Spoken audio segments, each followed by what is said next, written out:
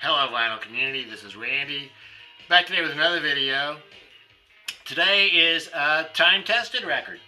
So today's time-tested record is Reckoning by R.E.M. Reckoning, R.E.M.'s second full-length album. R.E.M., a band out of Athens, Georgia, started in 1980. Here's what they look like. So Michael Stipe's the lead singer,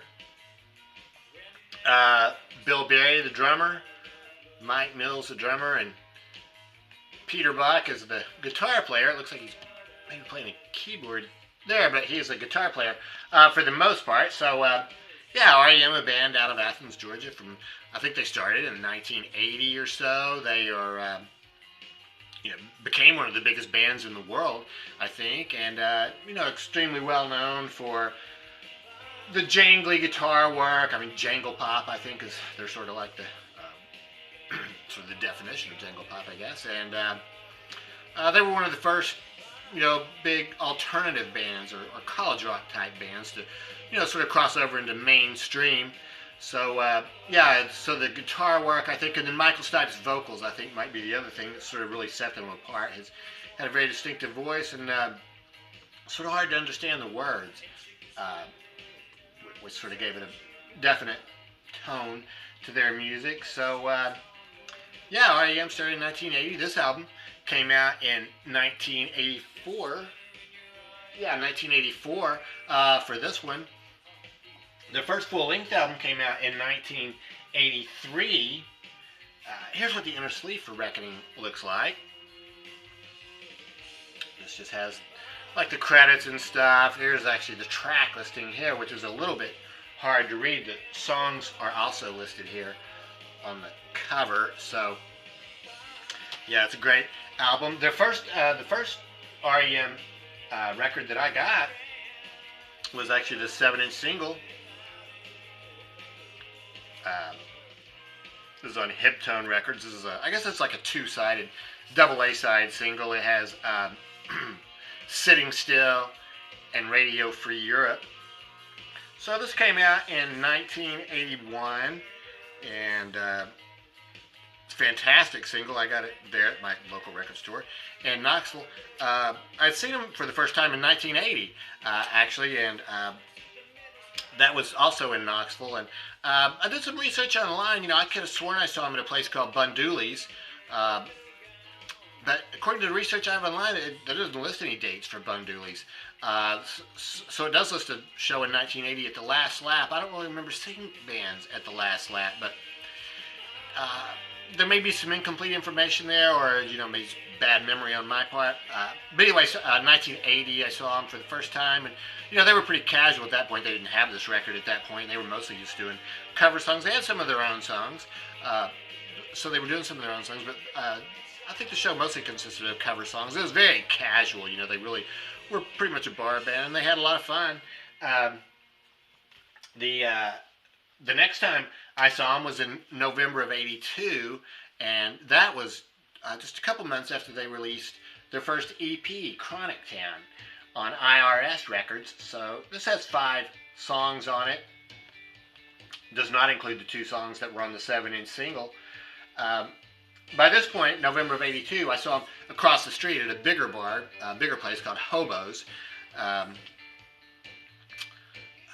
was an excellent show. Peter Holsapple opened that show for him. Peter Holsapple had been in the DBs, and I think later on, maybe when they toured, he played with R.E.M.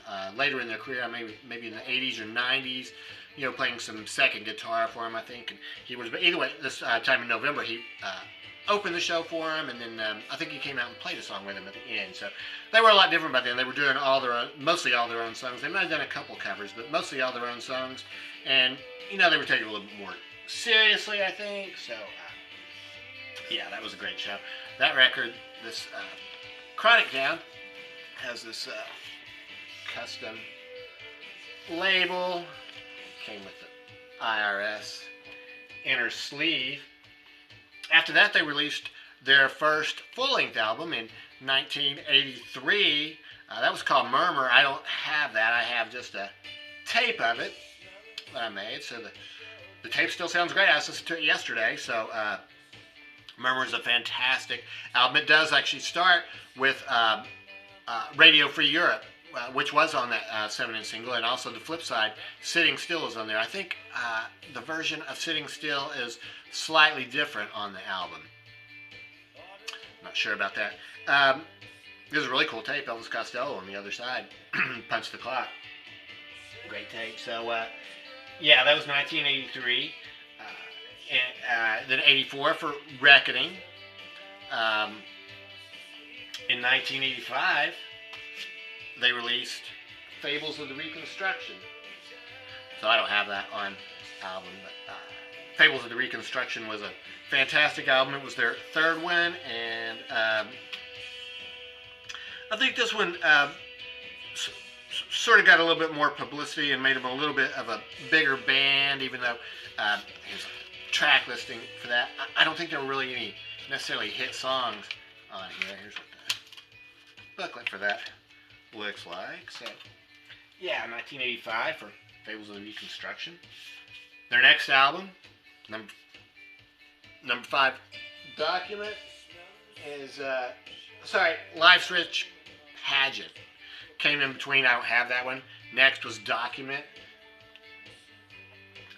This was the album I think that really did put them on the map and took them across into the mainstream audience. So particularly with the songs The One I Love. It's a huge hit song. This one goes out to The One I Love. Also The End of the World as We Know It. Those are both big hit songs. So this album really kind of put them over the top, and I like that album a lot too. I really like all their albums. All the ones that I have anyway. Here's what the inner sleeve for Document looks like. Also on IRS Records.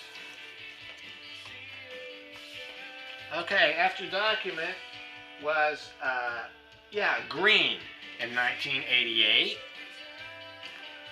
So once again, I just only have this one on CD. This was, 1987, 88, that's when CD sort of came in, so, I was buying CDs. They were, supposedly had better sound and everything, and were the wave of the future, so I got several CDs. So Green is another fantastic record, and then they took sort of a break, it seems like, from 88 to 91. Out of Time came out in 1991. And with this one, they really became huge. Losing My Religion, I think, is the main hit song on here.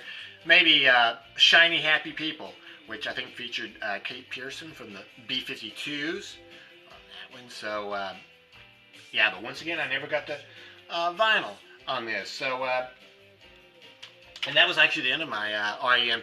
experience there for quite a while. 1991, I was pretty focused on Grateful Dead there for several years, and that was just almost all I listened to for a while. I did get one more R.E.M. album in 2011. Their very last studio album, Collapse into Now, came out, and I decided I just wanted to hear what they were sounding like these days. Unfortunately, the drummer, Bill Berry, had to drop out somewhere, I think in the early 2000s, I think due to some health issues. I think he made the band promise to carry on without him before he would even quit. So, yeah. I was a little bit surprised at this album, how much I liked it. It sounds like R.E.M. like they did in the past. It wasn't any vast departure. But it also, was new and was very well done. Here's the track listing for this one. I don't think there were any hit songs on here, though. Not that I know of. So, yeah. Collapse into Now. That one came with a lyric sheet, which is very helpful for R.E.M. Their first couple albums really were very hard to understand the words. I think, maybe you address some of that later on, but... yeah, so I think it's always nice to have a lyric sheet. This album also has some guest appearances from Lenny Kaye and Patti Smith from the Patti Smith Group, and also Eddie Vedder is on one of the songs on this album. So here's what that one looks like. They're on a different record label by this time. They're no longer on IRS Records. This is Warner Brothers Records. So yeah, but my time-tested record is Reckoning. Why do I choose this for my time-tested? Well, in the first place, it's the one I've had the longest time, and I really do listen to it more than most of the others, I think, because it is on vinyl. So it's easier. Well, I don't know if it's easier, but this is mostly what I play now. And there's just some very memorable songs on here. The very first song, Harbor Coat, beautiful song. It ends with Little America. Pretty Persuasion, I think, was pretty big on maybe like alternative radio back in the 80s. And Time After Time, another fantastic song, along with Seven Chinese Brothers. Really every song on here is, I mean, I could name them all. What's left? Rockville, don't go back to Rockville. I mean, that's probably maybe my favorite song on here. So, yeah, this is just a fantastic album with the jangly guitars, great vocals, well-written songs. So, R.E.M., that is my time-tested record for today. So, yeah, R.E.M., great band from Athens. Yeah, so let me know what you think. What's your favorite R.E.M. album? Are you familiar with them? Or, yeah, did you ever get to go see them? I never saw them after that time in 1982. They became much bigger. Yeah, just never got around to seeing them again after that. So, anyway, thanks very much for watching. I hope everyone's doing well out there. And let me know what you think about R.E.M. And, yeah, that's it. Have a great day.